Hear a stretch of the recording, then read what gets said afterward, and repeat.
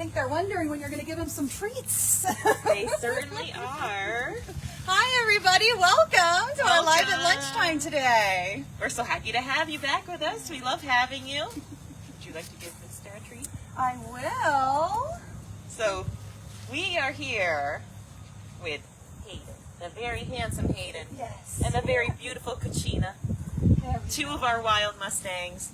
Both of these guys are from Montana, the Pryor Mountains in Montana. Kachina is about 12 years old. Hayden is about 15. Hi. And they are both dun-colored. Yeah, they look smooth. They're not related. They're They are from the not same related. area. Not related, but they do kind of look like brother and sister. They do. But they are very sweet, very curious.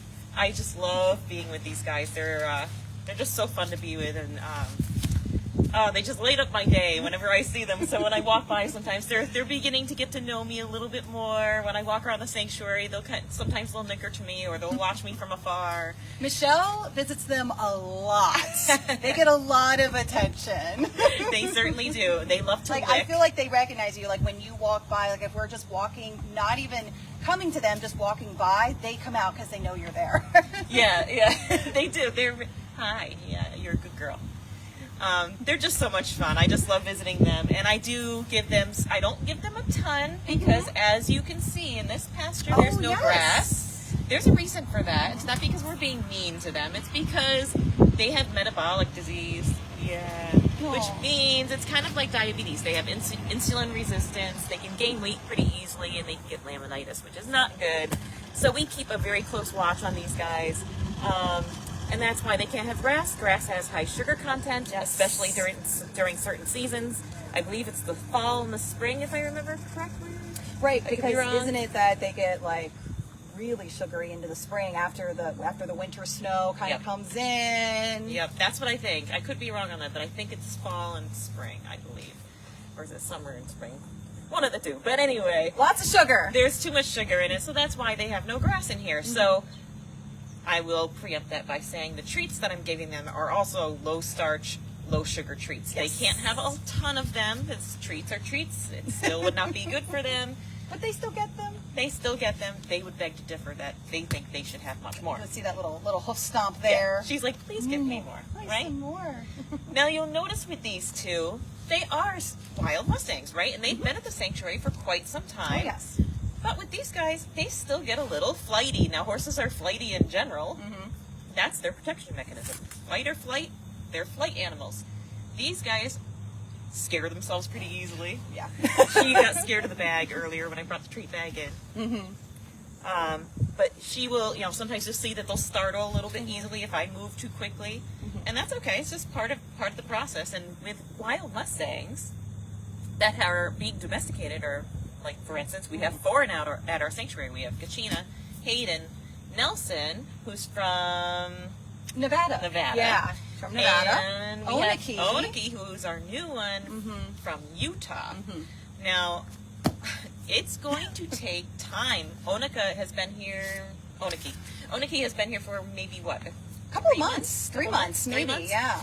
And she still is not allowing us to take off that tag that she has around her neck. But she has come a long way. And with these horses, it takes a long time to build that trusted connection with them. So, like I said, I've been here since November. They now know me as I'm walking by. They know I like to give them some treats. So they know I'm not a threat. Probably noticed Hayden there got a little spooked, and you really weren't moving that quickly at all. So they're a little more flighty than our other horses. Yeah. Definitely. Yeah, and it takes time. It's not to say that you can't go near them and groom them and do all sorts of things with them. They're very smart, very curious, but they also, I know there's dirt in my hand. You don't want to lick that. It's yucky.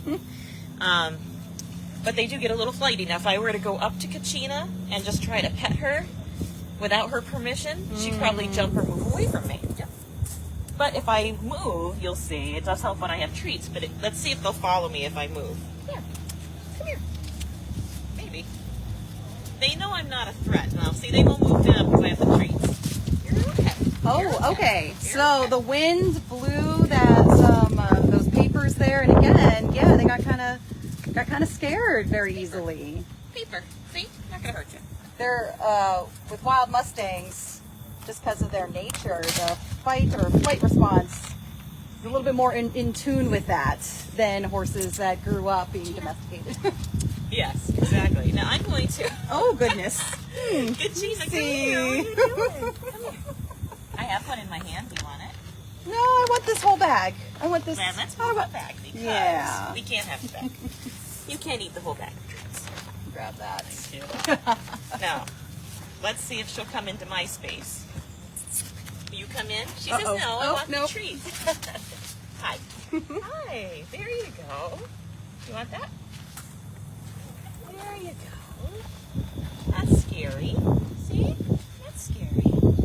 That's scary. Aren't they beautiful? Just love these guys. These guys are amazing, right? I gotta get one for you now. You want to give one to Hayden? Let's see. They like to lick your hand also, these guys. They like to lick off all the remaining treats, right? There you go, Hayden. There we go. Hi, everybody. Kachina says hi. She says, who else has treats for me out there? So we mentioned some of the different states that, our 4 Wild Mustangs are from. And you probably noticed the general region. So yeah, Wild Mustangs typically live in the grassland areas, the plains areas of the western United States. Yes. Although they can live in other parts of the U.S. That's When correct. you think of Mustangs, typically you think of the western part of the United Yeah, States. and that's very typical, actually. There are, however, a few wild horse bands in Virginia and Maryland. They're called Assateague Wild Horses, which I think is kind of cool. But yeah, so these guys would be considered Mustangs, and the horses we have here are considered Mustangs. And really, people ask me, what's the difference between a Mustang and a domesticated horse?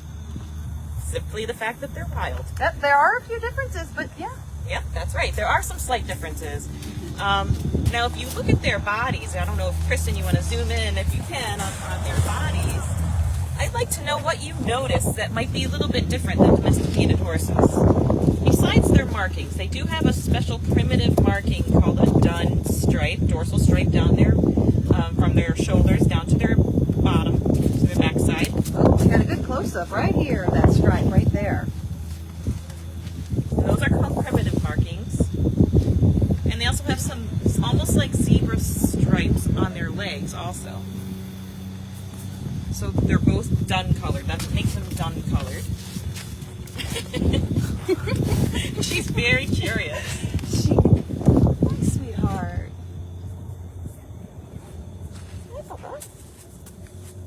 Their markings are so beautiful. They're striking, yes. So if you notice, their body types are a little bit different also. Wild horses tend to be a little bit shorter, a little bit stockier. Not all, but for the most part, they do seem a little bit stockier. Now, Onaki is built a little bit taller. She is stocky, but not as stocky as these two, and not as stocky as Nelson. Right. But they have their body types adapted to how they survive in the wild. Right? Yeah. Now, we did talk about the fact that these guys are in a grassless pasture, and the reason for that is being that they have metabolic syndrome. And so we have to be very careful with them. Now, wild horses can be prone to this, and the reason they're prone to it is because in the wild they are constantly moving. They are constantly foraging, and our equine care manager, I got this from her, I think it's a great description. It's almost like when they're in the wild, they're getting the nutritional value of a potato chip.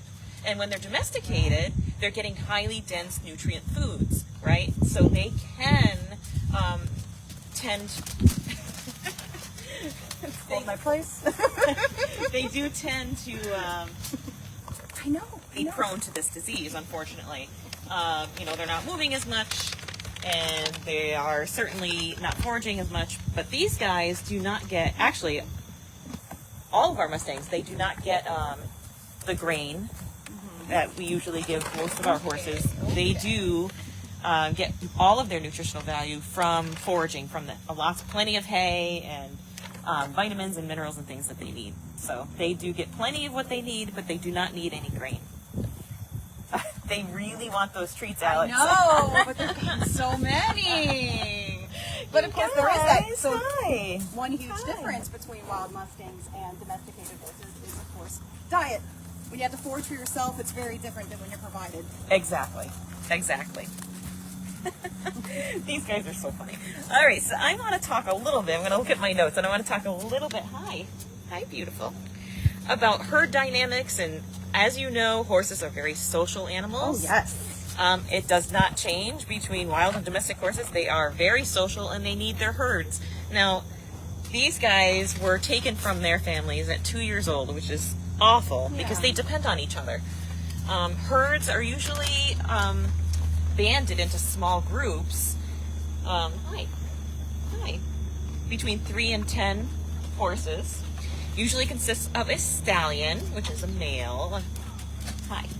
And mares. Now, when the mares foal, well, actually, let me backtrack a little bit. The stallion's role, is to herd the females, to protect them, to herd them, and to breed, to procreate their species, right? That's their job.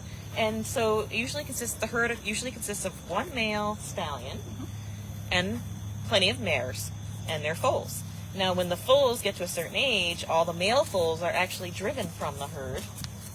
Naturally, this is a natural process, and they form their own kind of boy band type of thing until they become of the age where they can fight for their own females, which is sometimes why you see certain stallions fighting in the wild, because they're fighting over the females and who's going to take over the herd. So, interesting. They definitely have their own dynamics. They have their own herd rules, if you will. They do have a lead mare in each herd usually. And the lead mare really her job is to, find food and shelter. That's her job. And they will protect each other. And what I found really, and I've actually seen pictures of this, what I find really fascinating about wild horses in a herd, they will, the lead mare usually, or a couple of them, will watch over the rest of the herd as they power nap to protect them. So you'll see most of the horses lying down for a little while or resting in a resting stance, and there's usually 1 or 2 horses that are kind of watching over the herd while that's happening, and they take turns. I think that's so cool. So they definitely rely on each other for survival. They are very good. Wild horses all horses are really good at reading body language and social cues and just things that are going on. They're very aware of their surroundings. They have to be to protect themselves, right? Yeah, I don't have anything. No, I don't. Yes, you do. Yes, you do. I hid the treats elsewhere. Hi, Bubba. Yeah, you're a good boy. You're a good boy. What was it? I lost my train of thought. Oop. Okay, you're okay, Bubba. You're okay. You're okay. You're okay. You're okay. Yes, you're okay. See, they love you. Yes, we love you too. So they, they depend on each other, and they're socialized. So their society in their herd requires good manners, respect, the ability to get along with each other. This is all very important, and they are very good readers of body language. Oh, that's what I was saying. They're excellent at doing that, and they're more keen to it than I think domesticated horses are, because they have to be. Their survival depends on it. Hi. And they understand that they need a leader in their herd in order to run their community well, right? Now, they do that here at the sanctuary too. Now, we've discussed this a few times. Usually, when they're in their pastures with their pasture mates, you can usually find the one that is the leader. Who is taking charge? Whether the others accept it or not is up for debate. That's right. I don't know. When I first started working here in November, it's interesting with these two. When I first started working here in November, Hayden seemed to be the one that was in charge. What are you doing? And now I'm thinking, I don't know, Kachina seems to be coming into her own a little bit, gaining more confidence. I think she might be taking over as the lead mare. I don't know. I'll have to keep observing that. I'll have to see what Susan thinks about that. See what happens. Yeah. Just observe them a little bit more. Hi, beautiful. Hi, beautiful. Are you gonna hide? Huh? Yeah. More hoof stomping. What are you doing? So we discussed that. So natural predators in the wild. This is interesting. This is interesting, yeah. So their natural predators are mainly mountain lions and wolves. They don't have a lot. They don't have a lot. And they do have very good self-defense mechanisms, really. They're flight animals, but they can, they do have some protection mechanisms. They're fast. They have very strong kick. Yeah, as you see with the hoof stomping. Yep, absolutely. Right? They have sharp teeth. Yeah, you have sharp teeth, right? Yeah. The fact that they just move and live in herds as well, power in numbers. Yep. Yep. So the fact that they do live in herds and, like you said, power in numbers, they don't have a lot of natural predators. However, like I said, mountain lions will attack them. Wolves will, especially because they hunt in packs. And actually, they can be threatened by feral dogs if they hunt in packs. Coyotes as well. Coyotes, yeah. yep. They don't have a lot. It's because of also a lot of the time these predators will go after them more so if there's an opportunity, like a young foal because of their small size, or if they notice the horse is injured. Just because, just look at, an adult healthy horse is large and not easy prey. Yeah, they're not an preying, easy but target. not easy. So Yeah. it usually comes from opportunity if they see it. Now, interestingly enough, I heard that prairie dogs can actually be a threat. I'm trying to wrap my head around that. I have read this as well. Yeah. So the reason being is because they dig holes. Yes. And if the horse falls into a hole, Yes, the horse can get and that injured, can and hurt, hence and there it would you make it go. a target for an easy target for predators. Yeah. So they're a threat, not a predator, but very much a threat to them. Yep. And venomous snakes. There's things in the wild. If you live in the wild, there are things you're going to have to be aware of. Yep. Venomous snakes they is are. one of them. Prone to disease. Yeah. Yeah. So actually, if just a fact to know, wild horses versus domesticated horses, wild horses do tend to live a little bit shorter of a life they do. than domesticated horses do.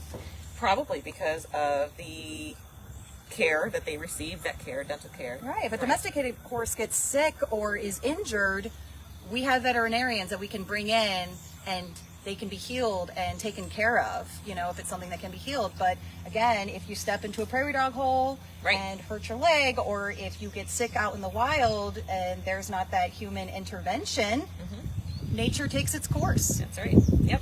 But I thought that was pretty Big interesting. difference, yeah. But they can live up into their 30s, just like domesticated horses do. They say 36, I think, was the number in the taking. Yeah, which is about up there. Yeah. Let's go see what they're up to right now. They kind of went to their stalls. What's funny about these two is they tend to do the same thing at the same time, most of the time.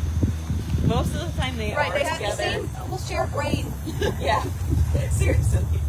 If one's in the stall, they're probably both in the stall. If they're both out taking a nap, they're usually both taking a nap. Which Of I course, think is another kinda neat. difference is we provide shelter from the elements, something that wild Mustangs don't necessarily get. Yep. But they know how to take care of themselves. Oh, yes. And that's why that family, that herd, is so very important to them. I don't know. I might have to grab the treats to lure them to come back I out. know. It's like, don't you guys like us for us? Is it just the food? It's just the food It might right be now. the food. I'll go grab it. No, but these guys are great. They're so much fun. And I'm happy that they were able to end up in our sanctuary where they will be taken care of for the rest of their lives. It was unfortunate that they were taken from their families. It was tragic. It was awful. Wild horses should not be taken from their herds and their families. But thankfully they ended up here in a place of safety, love, and care.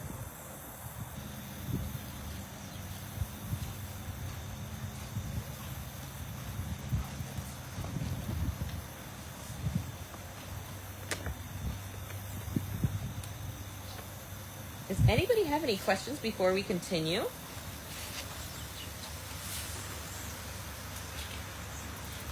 you have any, feel free to ask in the comments. Hi, Hayden. Oh, he's like, no, Oh, do they smell the treats? Hi. All right. They're like, we didn't get this out in the wild either. I'm going to close this up. Hi. Now, as you know, domesticated horses get veterinary care. They have their feet trimmed every 6 to 8 weeks. They get dental care, veterinary care. Now, how do wild horses take care of their teeth, their hooves, and what do they eat? So, because they're always foraging for food, that takes care of their teeth naturally.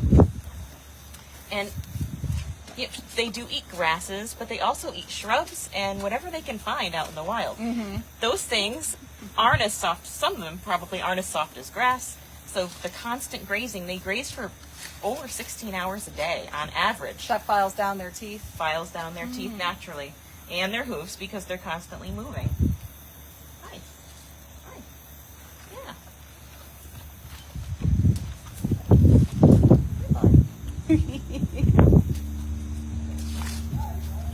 I know, I can't give you everything. Even for how long that they have been here at the sanctuary, you can tell at their core they are different than some of the other breeds here, being Wild Mustangs. And actually, yeah, I agree completely because Just the I way think that they move, it's hard to put into words sometimes. these two, well, I'm sure that some of you saw the video we recently posted on Facebook of these two just running and having a wonderful time, just playing in the wind. It was just magnificent and amazing to see and to watch. And, you love to see that with every horse, but for these guys to watch them do that, it was just a magical experience. They're like, oh, no more treats. I've had enough. I've had enough. But for these two specifically, I think, for me, when I look into their eyes, I feel like they embody that wild Mustang spirit, and I love to see that in them. Absolutely. And they're back in. And they're back. They'll do their own thing. But if you haven't visited our sanctuary, please come and visit these guys. They're just so much fun to watch and they to are. visit. And, even the fact that they come over and they smell you and they sniff your hand or whatever, that is just an amazing thing to be a part of. Oh, yeah. You're connecting with that animal. And they don't forget. They don't forget your face, your smell. They have a very good memory. Right? Yeah, you do. You just poke your head up. Was I talking about you? Was I? Hi. Hi. I know, I say handsome. I use it interchangeably, I think. Oh, yeah. Handsome, beautiful, you're all beautiful and I love handsome and Kachina's magnificent. eyes. They're so striking. Yeah, she is very striking, I feel. Right? Are you? Mm-hmm. She's like, no treats, I'm leaving. And back in the stall. The sun came out a bit. Maybe it's a little too blinding. It's not hot out here right now. No, it's not. It's cooling down, but I think sometimes the sun's still. They're like, all right, we'll go in. Yep, exactly. Look at the shade. There's some hay in there. They love it. They love life here. Yes, they do. And I have to say, usually, if you're here on a sunny day, They're usually out. Yeah. they're out, but usually they do love to be in that shed. They love that shed.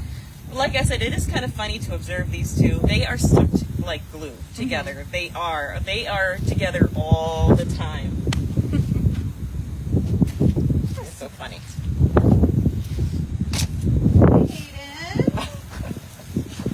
Notice they turned at the same time. Look at that. I know. That was perfect timing. They both came over. Hi. You're about to be disinterested in my visit. Yeah, there it is. There's empty hands. Kachina's a little bit more hopeful, I feel. Yes.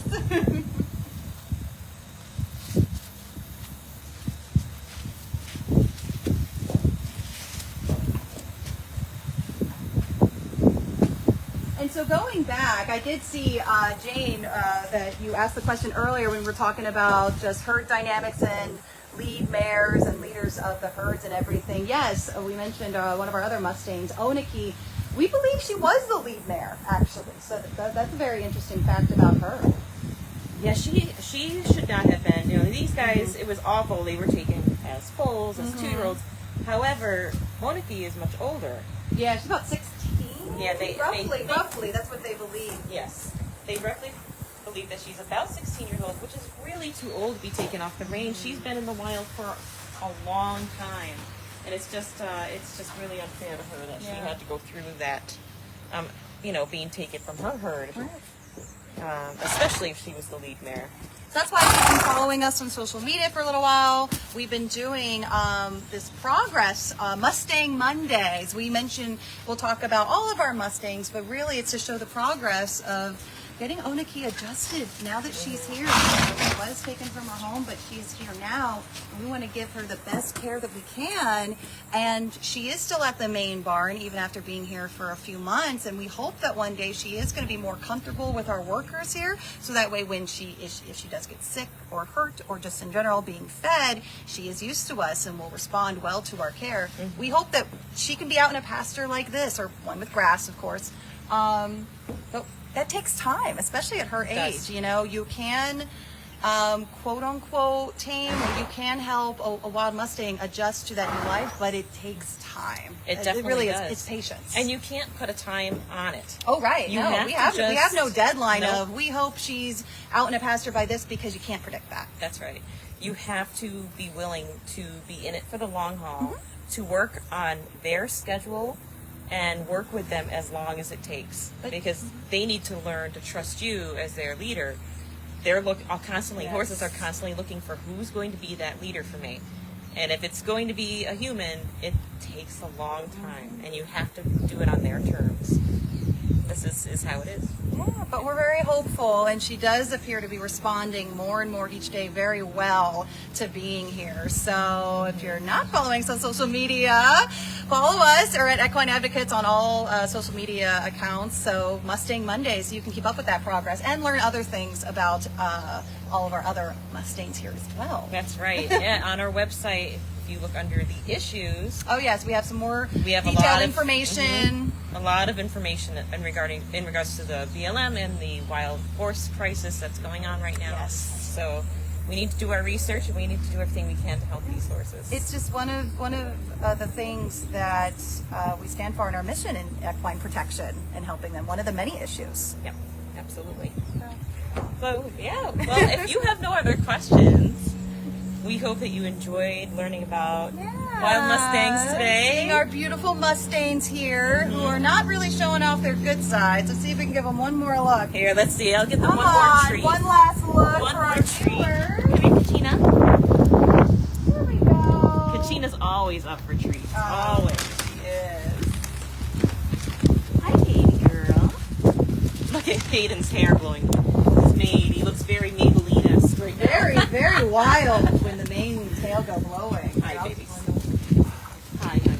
All right, got that close up. How about a treat? Sweet boy. All right, guys. Thanks. Say goodbye to your audience.